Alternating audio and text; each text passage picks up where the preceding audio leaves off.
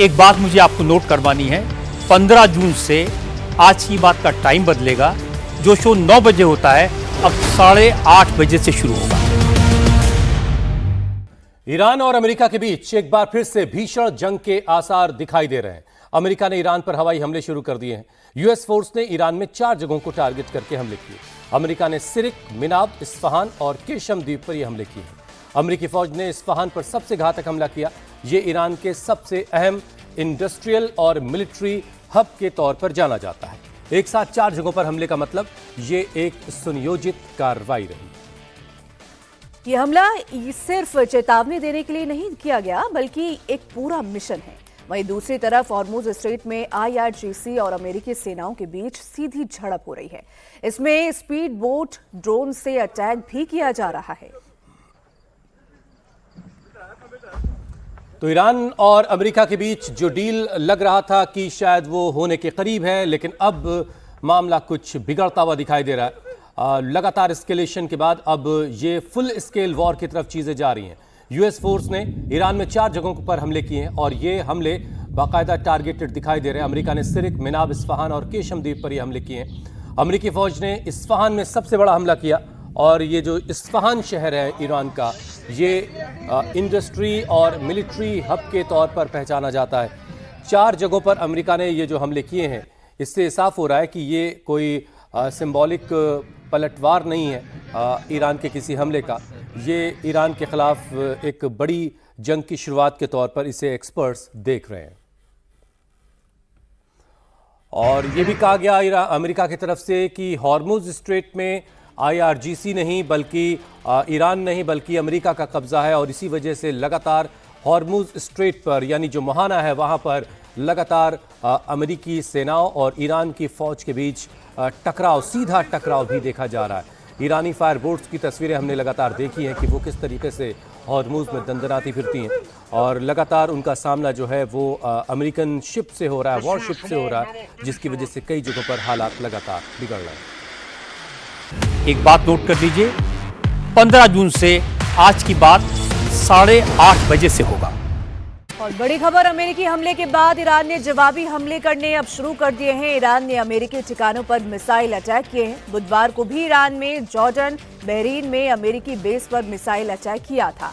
तो एक तरफ जहां ईरान ने अमेरिका का अपाचे हेलीकॉप्टर को गिराया, तो वहीं उसके बाद अमेरिका ने एक के बाद एक चेतावनी दी और अब एक के बाद एक हमला करता हुआ नजर आ रहा है। लेकिन अब ईरान भी पलटवार कर रहा है और पलटवार करते ही बहरीन में अमेरिका बेस पर मिसाइल अटैक किया ईरान ने, जिसके बाद ये कहा जा रहा है कि जो डील की बात थी वो कहीं ना कहीं अब ठंडे बस्ते पर जाती हुई नजर आ रही है।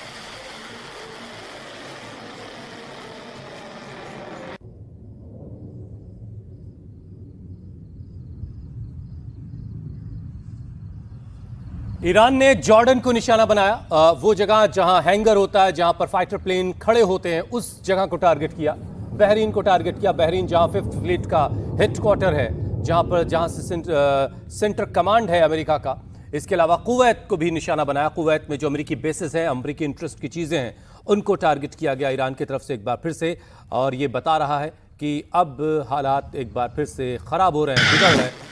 और इसका सीधा सा मतलब ये है कि जो पिछले कई दिनों से जंग रुकी हुई से नज़र आ रही थी और ये लग रहा था कि जंग अब ख़त्म हो रही है, वो जंग एक बार फिर से भड़कती हुई दिखाई दे रही। इस बीच अमेरिकी हमले में भारतीय एक जहाज़ पर अमेरिका ने हमला किया, जिसमें 3 से 4 भारतीय नाविक जो हैं वो लापता हैं। 21 लोगों को सुरक्षित निकाला गया। इससे पहले कल भी एक दिन पहले और भारतीय नाविकों वाली एक शिप पर, ऑयल टैंकर पर हमला हुआ था, जिसे ओमान के एयरफोर्स ने रेस्क्यू किया था भारतीय नाविकों को। लेकिन तमाम हालात के बीच अब लगातार हालात बिगड़ रहे हैं और ईरान की फौज और अमेरिकी फोर्सेस के बीच सीधा टकराव हॉर्मुज स्ट्रेट में देखा जा रहा है और अमेरिका कह रहा है कि हॉर्मुज पर ईरान का नहीं बल्कि अमेरिका का कब्जा है।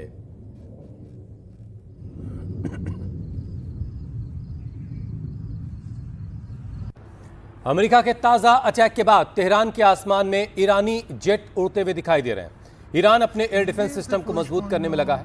ईरान की सेना का कहना है कि वो पूरी तरह अलर्ट है।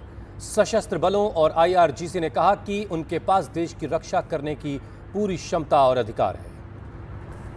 خیلی ارتفاعش پایینه.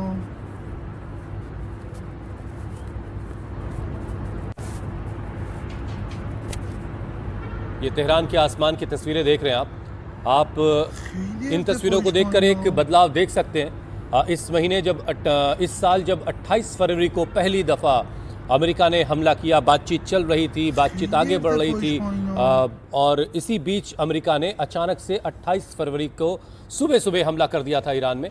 और पहले ही दिन सैयद अली ख़ामनेई जो वहाँ के सुप्रीम लीडर हैं, उनको शहीद कर दिया गया था, उनको असैसिनेट किया था। उसके बाद से जो जंग शुरू हुई थी, उस वक्त हमने देखा था कि ईरान के आसमानों में अमेरिकी जेट्स और इजराइल के जेट्स का कब्जा था। लेकिन अब तस्वीर कुछ बदली हुई दिखाई दे रही है। ईरान और तेहरान के आसमानों में इस वक्त ईरानी जेट दिखाई दे रहे हैं जो अपने आसमानों की सुरक्षा कर रहे हैं। एक बात मुझे आपको नोट करवानी है, मुझे आपको बताना है कि आज की बात जो आप 9 बजे से देखते हैं, इसका टाइम बदलेगा और 15 जून से ये शो आप देख सकेंगे 8:30 बजे से। और इस बीच अमेरिका के राष्ट्रपति डोनाल्ड ट्रंप ने ईरान पर आज और बड़े हमले की धमकी दी है। राष्ट्रपति ट्रंप ने कहा कि अमेरिका आज ईरान पर जोरदार हमले करेगा। ट्रंप ने फिर दावा किया है कि ईरान की सेना तबाह हो गई है और स्ट्रेट ऑफ हॉर्मुज पर ईरान का नहीं बल्कि अमेरिका का ही कब्जा है। We're going to be attacking them very hard. So we'll see what happens. But we hit them hard yesterday, and we're going to hit them again hard today, in case you miss it, in case you don't turn on your television set. And we'll see what happens with the deal. We were really close to a deal, but they keep tapping us along. They keep playing us for suckers because you know what? They dealt with some very stupid presidents. I have to say that. I'm embarrassed to say it. I've been working with Iran for a number of months, and they should sign their deal. It's a good deal. It doesn't give them the right to have a nuclear weapon. In fact, it totally prohibits them from ever having a nuclear weapon. Well deserved. Yep. Be part of your administration. Amazing.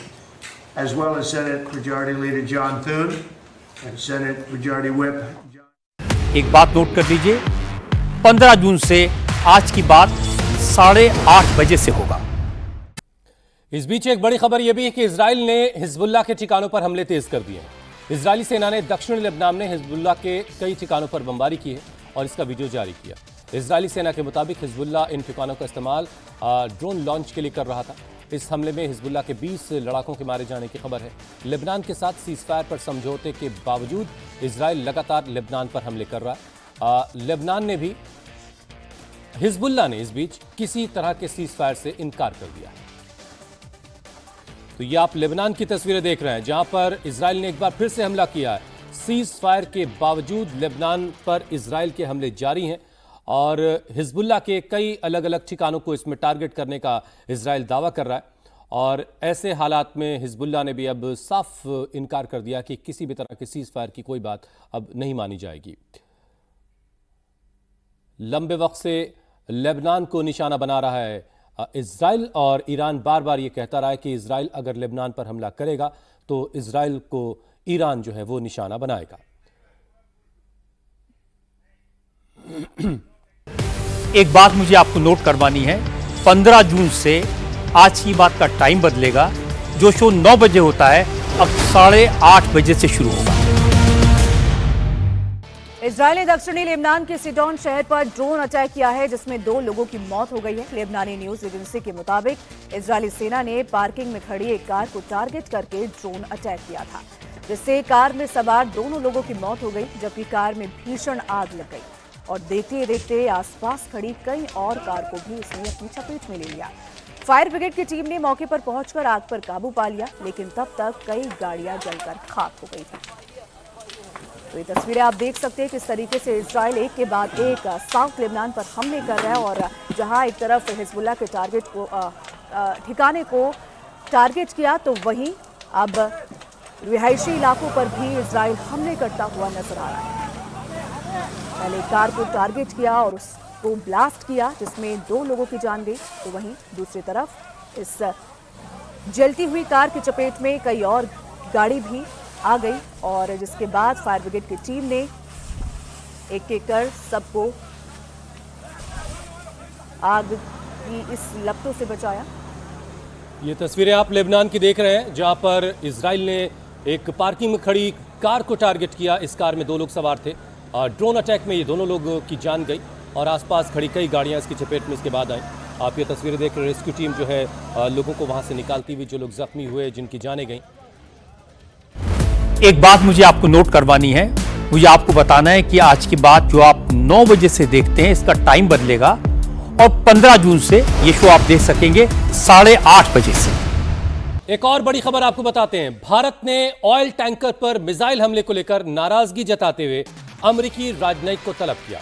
America ने Oman की खाड़ी में एक और oil tanker पर हमला किया और उसका इंजन इस हमले में तबाह हो गया। ऑयल टैंकर पर हुए इस हमले में 3 भारतीय लापता हैं। भारतीय विदेश मंत्रालय के मुताबिक पलाऊ के झंडे वाला ये जहाज जिस पर हमला हुआ, उसमें उस वक्त 28 क्रू मेंबर सवार थे, जिनमें 24 भारतीय थे।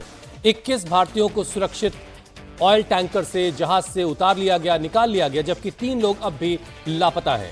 अमेरिकी सेंटकॉम ने हमले का वीडियो जारी कर बताया कि जहाज का इंजन तबाह कर दिया गया है क्योंकि इसने अमेरिकी नाकेबंदी का उल्लंघन करने की कोशिश की थी। अमेरिका ने इससे पहले भी एक और ऑयल टैंकर पर हमला किया था जिसमें भारतीय नाविक सवार थे। हालांकि उस ऑयल टैंकर पर सवार सभी भारतीय नाविकों को ओमान की एयरफोर्स ने रेस्क्यू कर लिया था, उनकी जिंदगी बचा ली गई थी। लेकिन मौजूदा जो हमला हुआ है उसमें 24 भारतीय इस टैंकर पर सवार थे, उसमें से 21 लोगों को बचाया गया है। 3 भारतीय अब भी लापता है। यह हमला अमेरिका की तरफ से किया गया और यह कहा गया कि अमेरिका की नाकेबंदी का उल्लंघन कर रहा था यह ऑयल टैंकर, जिसके बाद यह हमला किया गया। सेंटकॉम ने बाकायदा इसका वीडियो जारी किया, जिसके बाद भारत की तरफ से नाराजगी जताते हुए अमेरिकी राजनयिक को तलब किया गया और इस हमले को लेकर के अपनी आपत्ति जताई गई है। वहीं भारतीय विदेश मंत्रालय के मुताबिक पलाऊ के झंडे वाले जहाज पर हमले के वक्त 28 क्रू मेंबर थे, जिसमें से 24 भारतीय थे। वहीं 21 भारतीयों को सुरक्षित बचा लिया गया है, ये अमेरिका की तरफ से भी कहा गया है। इसी के साथ 3 अभी तक लापता हैं। वहीं अमेरिकी सेंटकॉम ने हमले का वीडियो भी जारी किया है। तस्वीरें आप देख सकते हैं, जहां जहाज का इंजन तबाह कर दिया गया। ये अमेरिका की तरफ से कहा गया क्योंकि इसने अमेरिकी नाकेबंदी का उल्लंघन करने की कोशिश की थी। ये वीडियो सेंटकॉम की तरफ से जारी किया गया है और हमले थर्मल इमेजेस हैं। ये आप देखिए कि हमले के बाद कैसे इंजन का पूरा इलाका जो है वो तबाह हो जाता है। एक बात मुझे आपको नोट करवानी है, मुझे आपको बताना है कि आज की बात जो आप 9 बजे से देखते हैं इसका टाइम बदलेगा और 15 जून से ये शो आप देख सकेंगे 8:30 बजे से। और अब बड़ी खबर मणिपुर की राजधानी इंफाल से, जहां बीती रात एक बार फिर से हिंसक प्रदर्शन हुआ। यह प्रदर्शन नागा समुदाय के 6 लोगों के शव बरामद होने के बाद हुआ। वहीं मणिपुर पुलिस ने इंफाल में जैसे ही लोगों को 6 शव बरामद होने की जानकारी दी, लोगों का गुस्सा भड़क उठा। वो अस्पताल के बाहर जमा हो गए और नारेबाजी करने लगे, बैरिकेड्स गिरा दिए। तो वहीं पुलिस को भीड़ पर काबू करने के लिए टीयर गैस के गोले दागने पड़े। 13 मई को आर्म्ड ग्रुप्स ने 20 लोगों को बंधक बना लिया था, जिनमें 14 कुकी और 6 नागा समुदाय के लोग शामिल थे। एक दिन पहले ही खबर आई थी कि 14 कुकियों को रिहा किया गया, लेकिन कल दोपहर में बंधक बनाए गए नागा समुदाय के 6 लोगों के शव सेनापति जिले से मिले, बरामद हुए और इसके बाद स्थानीय लोगों का गुस्सा भड़क उठा। देर रात तक अस्पताल के बाहर सुरक्षा कर्मियों के साथ एक तरीके की हाथापाई होती रही, कुछ जोर आजमाइश होती रही।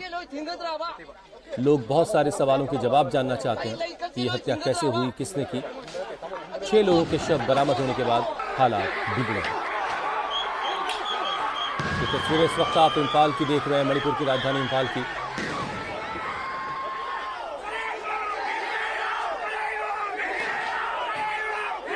नागा समुदाय के 6 लोगों के शव बरामद होने के बाद एक बार फिर से हालात जो हैं वो गंभीर होते हुए दिखाई दे रहे हैं।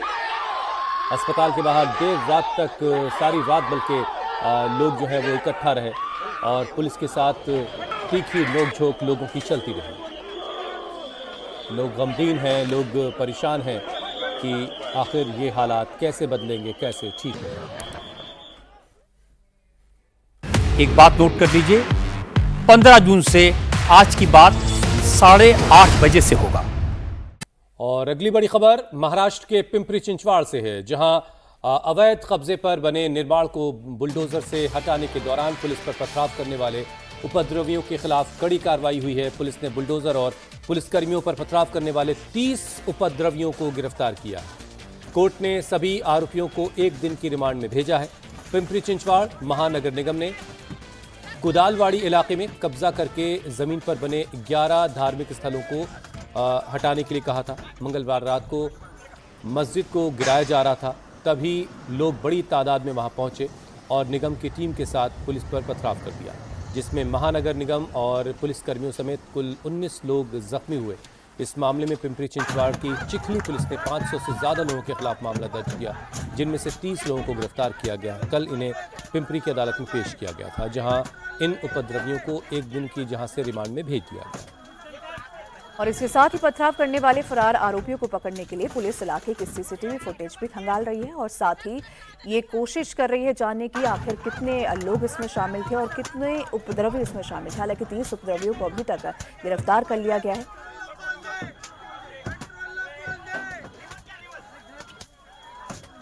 के पुणे से सटे पिंपरी चिंचवड़ का ये कुदलवाड़ी इलाका है, जहां पिंपरी चिंचवड़ महानगर निगम के द्वारा अलग अलग 11 वास्तुओं पर जो है अतिक्रमण की कार्रवाई की गई थी, जिसमें अधिकांश जो है ये धार्मिक स्थल है। फिलहाल हम खड़े हैं कुदलवाड़ी के मस्जिद नईम में और आप देख सकते हो कि महानगर निगम के बुलडोजर ने इस इलाके को पूरा चूर चूर कर दिया।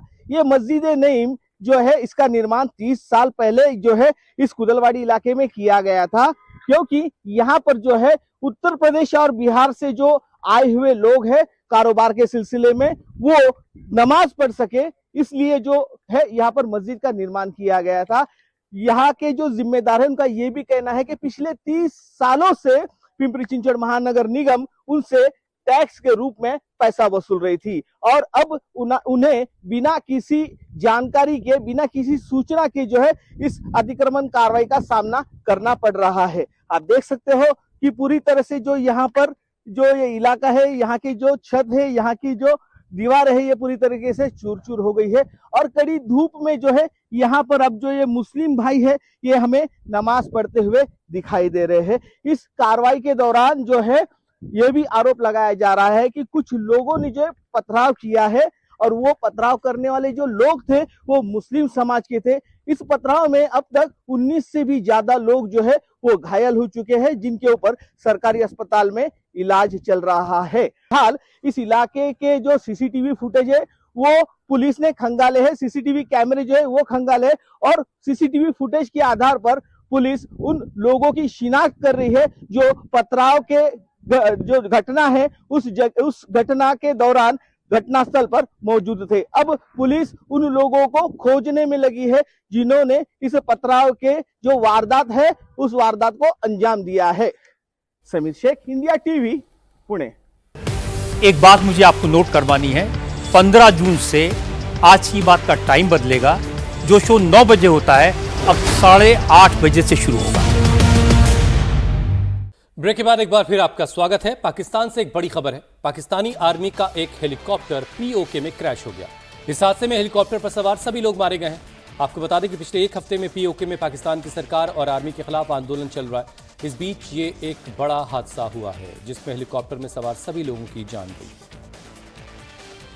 एक बात नोट कर लीजिए, 15 जून से आज की बात 8:30 बजे से होगा। और अब बड़ी खबर तमिलनाडु से, जहां के रानीपेट में कार्डबोर्ड बनाने वाली एक फैक्ट्री में भीषण आग लग गई। आग लगते ही इलाके में अफरा तफरी मच गई। कार्डबोर्ड की फैक्ट्री में रखे रॉ मटेरियल में बहुत तेजी से आग फैली, जिसमें से ज्यादातर कागज और गत्ते थे। पूरी फैक्ट्री आग की चपेट में आ गई। खबर मिलते ही फायर ब्रिगेड की टीम मौके पर पहुंची और आग पर काबू पाने में जुट गई। फैक्ट्री में भारी मात्रा में कागज और गत्ता होने की वजह से आग तेजी से फैल गई। इलाके में चारों तरफ काले धुएं का गुबार उठने लगा। फायर कर्मियों ने कड़ी मशक्कत के बाद आग पर काबू पाया। गनीमत ये रही कि आग से किसी की जान को नुकसान नहीं पहुंचा। आग से फैक्ट्री में रखा सामान जलकर खाक हो गया। आग लगने की वजहों की जांच में अब पुलिस की टीम जुट गई है और पता लगाने की कोशिश कर रही है कि आखिर ये आग कैसे सुलगी। तो ये तस्वीरें आप जो देख रहे हैं तमिलनाडु के रानीपेट की तस्वीरें हैं।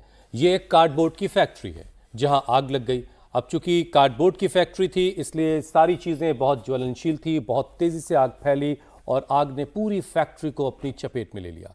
खबर मिलने के बाद फायर ब्रिगेड की टीम मौके पर पहुंची, आग पर काबू पाने का सिलसिला शुरू हुआ। फैक्ट्री में चूंकि सारी चीज़ें बहुत तेज़ी से हाईली इन्फ्लामेबल थीं तो आग बहुत तेज़ी से फैल रही थी। लगातार फायर फाइटर्स आग पर काबू पाने की कोशिश करते रहे और इस काम में घंटों की मशक्क़त के बाद आग पर काबू पाया जा सका, लेकिन तब तक आग से फैक्ट्री में रखा हुआ सारा सामान जलकर खाक हो गया। एक बात मुझे आपको नोट करवानी है, 15 जून से आज की बात का टाइम बदलेगा। जो शो 9 बजे होता है अब 8:30 बजे से शुरू होगा। और दिल्ली में ड्यूटी पर तैनात एक ट्रैफिक पुलिस वाले को कार सवार ने जोरदार टक्कर मार दी। यह मामला न्यू फ्रेंड्स कॉलोनी का है, जहां रॉन्ग साइड से आ रही एक कार को ट्रैफिक पुलिस ने रोकने की कोशिश की।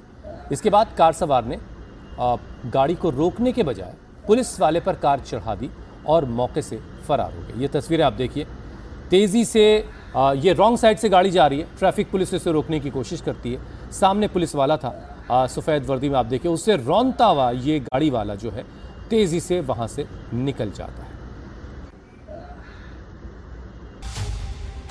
3 ट्रैफिक पुलिसकर्मी तेजी से रॉन्ग साइड से भाग रही काली कार को रोकने की कोशिश कर रहे थे, लेकिन ड्राइवर तो किसी भी कीमत पर मौके से भागने की फिराक में था।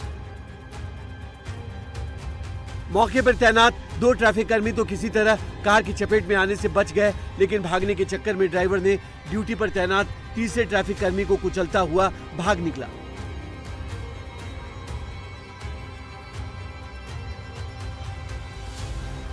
ट्रैफिक कर्मी को कुचलने की यह घटना सड़क पर लगे सीसीटीवी में कैद हो गई।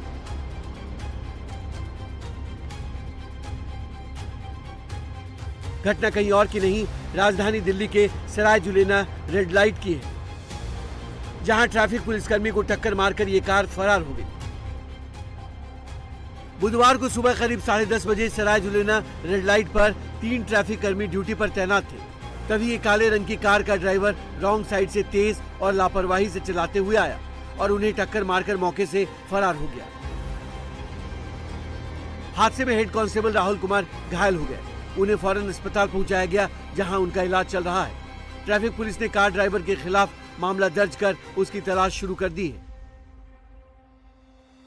जुलेना पिकट पर पोस्टेड था, जो अराउंड 9:45 बजे के आसपास एक गाड़ी जामिया नगर साइड से ये सराय जुलेना रेड लाइट की तरफ रॉन्ग साइड कैरीज में आ रही थी, ठीक है, जिसको देख के हम सबने उसे रुकने का इशारा किया, जिसने गाड़ी ना रोक के गाड़ी की स्पीड बढ़ा दी और मेरे साथ वाले तो बच गया, लेकिन वो गाड़ी मुझे टक्कर मारते हुए माता मंदिर की तरफ चली गई। तरीके से मतलब उमूमन क्या होता है कि पुलिस वाले अगर हाथ देते हैं तो लोग गाड़ी रोक लेते हैं, लेकिन उसने गाड़ी रोक के ना स्पीड बढ़ा के मुझे हिट करके चला गया। क्या लगता है इंटेंशन कुछ भी हो सकती है, अब ये नहीं कह सकते कि क्या उसकी इंटेंशन रही है, किस प्रवृत्ति का वो आदमी है, नहीं कह सकते। कहाँ कहाँ चोट लगे हैं आपको? मुझे कोहनी में चोट लगी है, हल्की सी बैक पेन है, अंदरूनी चोट ज्यादा है, विजुअल चोटें कम है, बाकी पैर के घुटने में चोट ज्यादा लगी है। एक बात मुझे आपको नोट करवानी है, 15 जून से आज की बात का टाइम बदलेगा। जो शो 9 बजे होता है अब 8:30 बजे से शुरू होगा। और अगली खबर उत्तराखंड के रुड़की से है, जहां 2 समुदाय में हुई हिंसक झड़प में एक पक्ष ने पहले जमकर पथराव किया और फिर फायरिंग शुरू कर दी। पथराव और फायरिंग से इलाके में हड़कंप मच गया। पुलिस ने मौके से पथराव और फायरिंग करने के मामले में 8 आरोपियों को गिरफ्तार कर लिया है।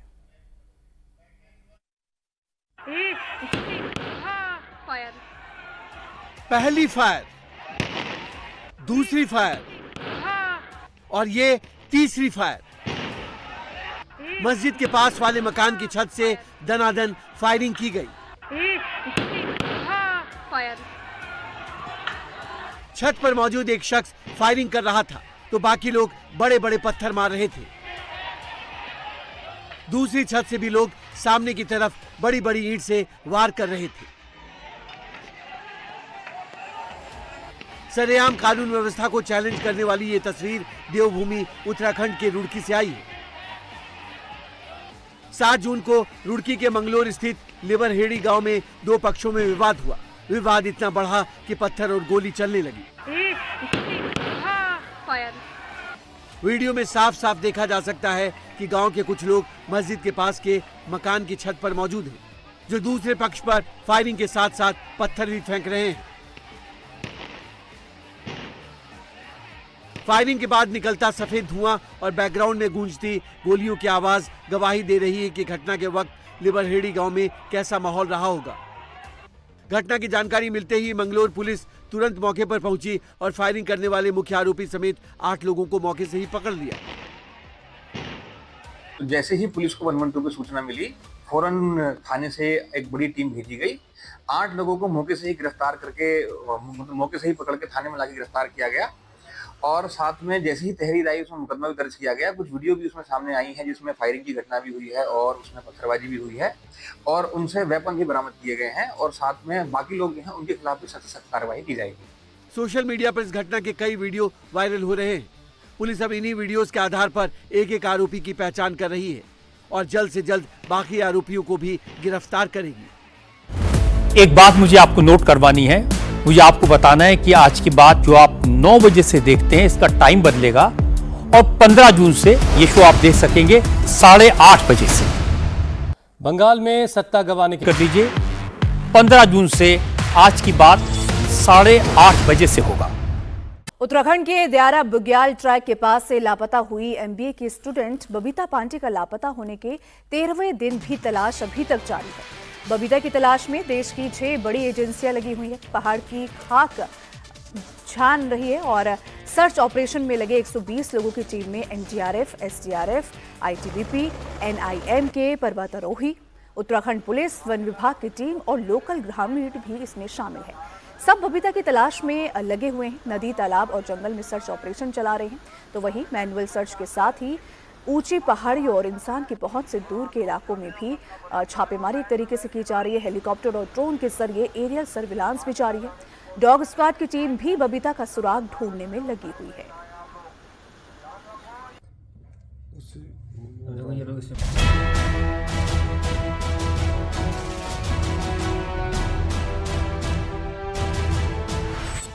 उत्तराखंड की सबसे खूबसूरत वादियों में शामिल दयारा बुग्याल की खामोशी के बीच एमबीए की छात्रा बबीता की तलाश में उड़ते हेलीकॉप्टर, जमीन पर पर्वतारोहियों की टीम और नदी में बोट के जरिए जारी सर्च ऑपरेशन के बीच ये सवाल अब भी कायम है कि बबीता को दयारा बुग्याल निगल गया या फिर वो खुद किसी ट्रैक के सफर में खो गई।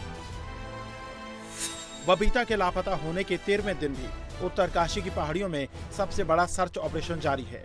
29 तारीख की ये तस्वीर उस कैंप के पास की है जहां बबीता ठहरी हुई थी। ये बबीता का आखिरी वीडियो है और दयारा बुग्याल ट्रिप पर गई एमबीए छात्रा बबीता पांडे की यह आखिरी तस्वीर है। तस्वीर में बबीता जिन खूबसूरत वादियों को निहार रही है, उन्हीं वादियों में आज देश की 6 बड़ी एजेंसियां बबीता की तलाश में खाक छान रही हैं। सर्च ऑपरेशन में लगे 120 लोगों की टीम में एनडीआरएफ, एसडीआरएफ, आईटीबीपी, एनआईएम के पर्वतारोही, उत्तराखंड पुलिस, वन विभाग की टीम और लोकल ग्रामीण शामिल हैं। सब बबीता की तलाश में नदी, तालाब और जंगल की खाक छान रहे हैं।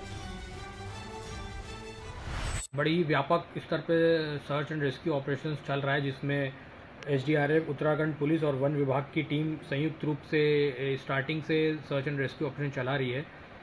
इस बाद में इस अभियान का दायरा और बढ़ाते हुए इसमें एनडीआरएफ की टीम, एनआईएम की टीम और स्थानीय प्रशासन, वन विभागीय और जो स्थानीय ग्रामीण भी है वो भी इसमें सर्च एंड ऑपरेशन में मदद कर रहे हैं। मैनुअल सर्च के साथ साथ ही ऊंची पहाड़ियों और इंसान की पहुंच से दूर इलाकों में हेलीकॉप्टर और ड्रोन के जरिए एरियल सर्विलांस भी जारी है। तो वहीं डॉग स्क्वाड की टीम भी बबीता का सुराग ढूंढने में लगी है।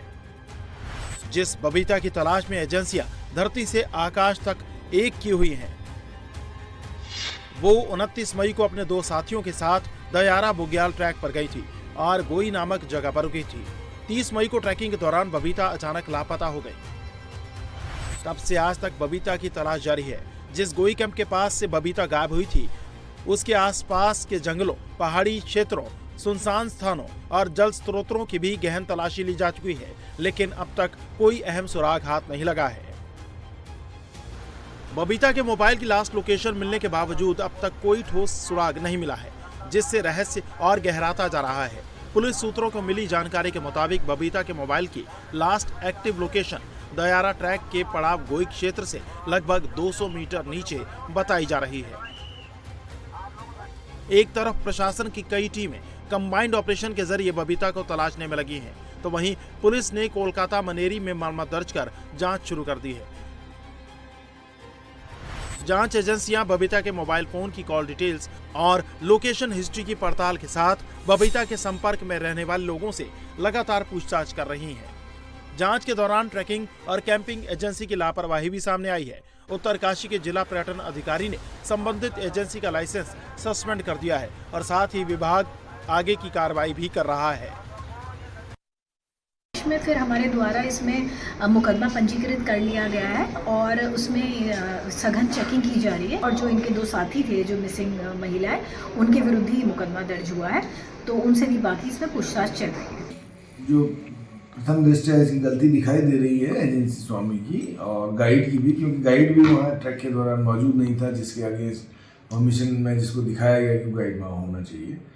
तो उस गाइड का भी जो है हम इस अपने ऑनलाइन जो पोर्टल है उससे उसको सस्पेंड कर रहे हैं और जो एजेंसी है इसको भी फर्दर गतिविधियों के लिए, एडवेंचर गतिविधियों के लिए इसको हम सस्पेंड कर रहे हैं, निलंबित कर रहे हैं और इसमें जिलाधिकारी महोदय को ये प्रस्तुत किया जा रहा है पूरा प्रकरण और इसको पूर्णतः प्रतिबंधित, इसके द्वारा कोई गतिविधि हम संचालित न हो ऐसा सुनिश्चित करेंगे। एक बात मुझे आपको नोट करवानी है, 15 जून से आज की बात का टाइम बदलेगा।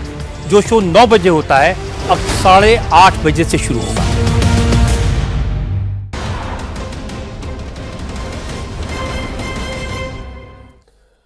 और अब देखिए दिव्यांगजनों के लिए हमारा खास बुलेटिन।